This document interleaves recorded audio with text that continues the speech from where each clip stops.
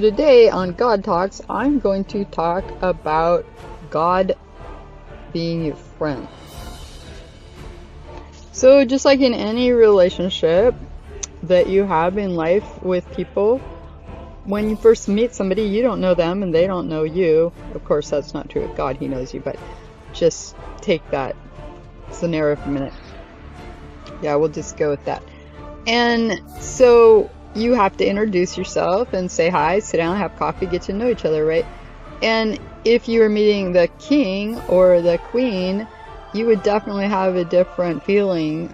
I mean, you would be excited, nervous, but what if the kingdom went and took over your country, okay?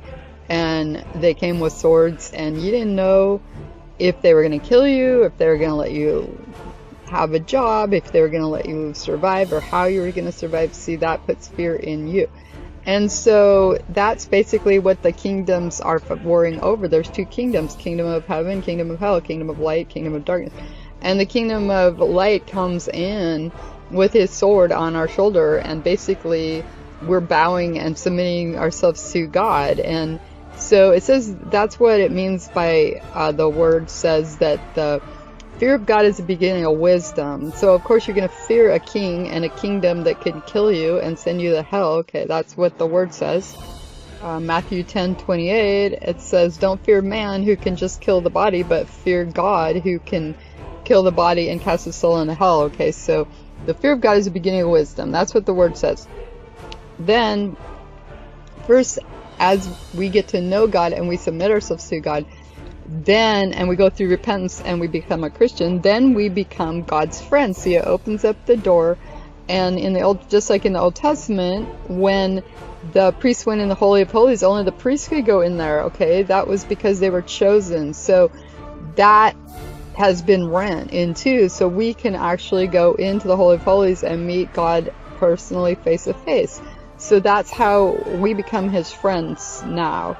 And so the word talks about how God made you and you are a created being. He knows you better than you know yourself.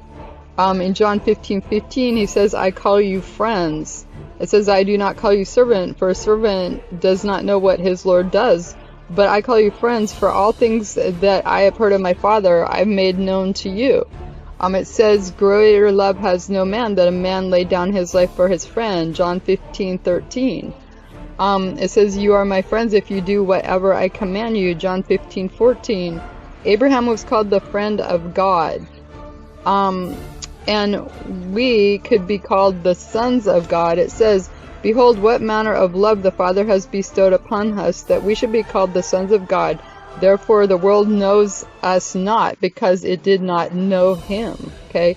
A friend sticks closer than a brother. Proverbs 18:27.